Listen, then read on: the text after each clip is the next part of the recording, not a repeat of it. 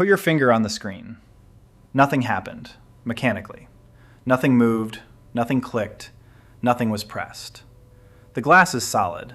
It does not bend under your finger. And yet the phone knew exactly where you touched it, to within a fraction of a millimeter.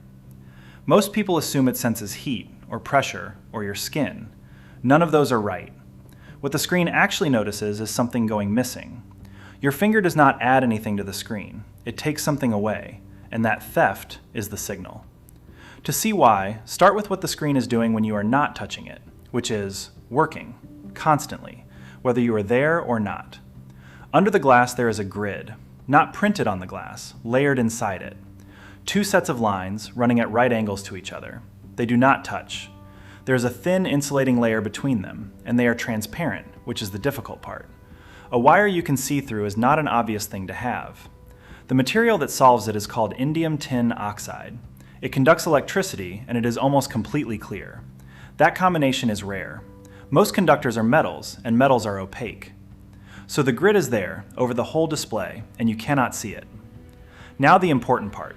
One set of lines is driven. A voltage is applied to it, switching on and off very fast.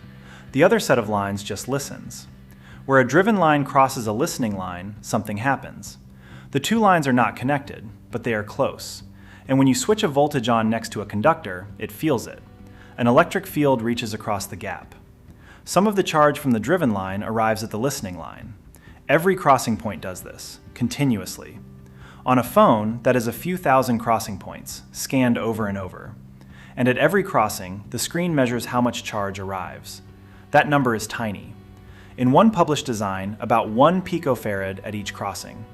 A picofarad is a millionth of a farad. Numbers that small stop meaning anything, so use a comparison instead. The screen is listening for a whisper in a room full of noise, because the background interference is thousands of times larger than the signal. There is a display underneath, throwing out its own electrical noise.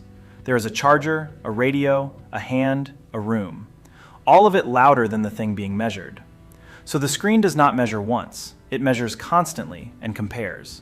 It knows what each crossing point reads when nothing is there. That is its baseline, its idea of normal. And it is watching for any crossing point that stops matching. Now bring your finger in. Here is the fact that makes all of this work. You are made mostly of salty water. Salty water conducts electricity, which means so do you. Not well, but well enough. And you are enormous compared to a grid line. You are also, electrically speaking, connected to the whole room, which makes you something the field can escape into, and that is exactly what it does. Now watch what the screen sees. The charge that used to arrive at the listening line does not all arrive anymore. Some of it goes into your finger instead. So the reading at that crossing point drops. It goes down, not up. That is worth stopping on because almost every explanation gets it backwards. You will hear that your finger adds capacitance to the screen.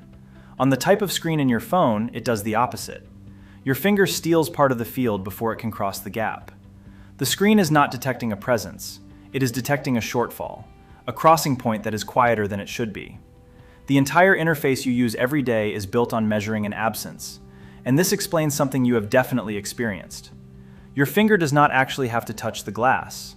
The field reaches out past the surface. So do you. A finger hovering just above the glass already changes the reading, which is why a screen sometimes responds before you feel contact, and why a screen protector does not stop it working. The field passes through the glass. It will pass through a bit more glass, up to a point. Add enough thickness and the signal fades below the noise. Now the other half of the design, which is what makes multi-touch possible. Because measuring each crossing separately is not the only way to build this. The earlier method measured whole lines instead. Touch it with one finger and that works fine. One row responds, one column responds. The finger is where they cross. Now put 2 fingers down. 2 rows respond, 2 columns respond. But 2 rows and 2 columns cross at 4 points, not 2. And the screen cannot tell which 2 are real. Engineers called the false ones ghosts. That ambiguity is why early touchscreens could not really do 2 fingers at once. Measuring every crossing point independently removes the ambiguity completely. Each point reports for itself. There is nothing to guess. So the screen does not really detect touches at all. It builds a picture, a low-resolution image of how much signal each point has lost. a few thousand pixels refreshed 100 times a second or more, and then software looks at that picture and decides what it means. 2 blobs moving apart is a pinch. 1 blob sliding is a swipe. The hardware only ever reports numbers going down. Once you know it is measuring lost charge, the failures make sense. Start with gloves. An ordinary glove is wool or leather. Neither conducts. So the field has nowhere to escape to. Your hand is right there, but electrically it may as well not be. The screen reads its normal baseline and reports nothing. Touchscreen gloves solve this in the least clever way possible. They weave conductive thread into the fingertips. Now there is a path from the screen, through the thread, to your hand. That is all it ever needed, a route to somewhere large, which is also why a sausage works. This is a real thing people did in cold countries. The screen has no idea what a finger is. It never did. It only knows that charge went somewhere. Now water, which fails in a more interesting way. Water conducts, so a drop on the screen does exactly what a finger does. It pulls charge out of the crossing points underneath it. The screen sees a touch, because as far as it can tell, there is one. But a drop is a bad finger. It spreads. It has the wrong outline. It smears when the phone tilts, and it is not connected to a large body the way your finger is. So the picture the screen builds is a touch shaped wrongly. Modern controllers try to reject those on shape alone, which is a guess. A well-informed one, but a guess. And it is the same guess that stops your ear hanging up a call. An ear touching a screen changes an enormous number of crossing points at once. Far too many, in a shape nothing like a fingertip. So the software throws it away. Not because it knows what an ear is, because it knows what a fingertip usually looks like, and that is not it. Almost every frustrating thing your screen does comes from that one problem, deciding which losses of charge were meant and which were accidents. Now here's where I have to be careful, because I have been describing one design as if it were the only one. There are 2 ways to build a capacitive screen, and they behave oppositely. The one in your phone measures between crossing lines. Touch makes the reading fall. The other measures each electrode against the world. There, touch makes it rise. Both are correct. They are different measurements. So when somebody says a finger adds capacitance, they are not simply wrong. They are describing the other method, and usually without saying so. Many phones actually use both at different moments. One is better at finding a finger far away. The other is better at telling fingers apart. There is a second thing I should not overstate. I gave you a figure for how much charge a finger takes. That number comes from one manufacturer's patent describing one design. The patent itself says the values are examples, not limits. Real panels vary enormously. Bigger screens, thicker glass, finer grids.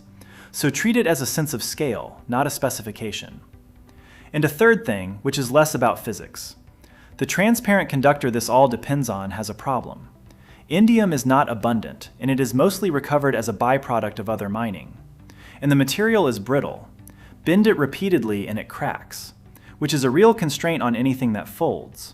So replacements are already being used. Fine metal meshes, silver nanowires. The physics in this video does not change. The material underneath it is changing, which is worth knowing before somebody tells you a screen is simply a sheet of glass. So here is what actually happens when you tap something. A grid you cannot see is switching on and off thousands of times a second. Every crossing point is quietly reporting how much charge came through. Your finger arrives and drains a fraction of it away. A few nodes go quiet. A chip notices, builds a picture of the quietness, and hands it to software. Software decides that shape was probably a fingertip and probably meant something. All of that before your finger has finished landing. And you will do it a few thousand times today without noticing once. We describe this as the screen responding to us. That is not quite what is happening. There is a field under the glass and you are standing in it. You have been in it the whole time. The screen simply notices where you are taking it from.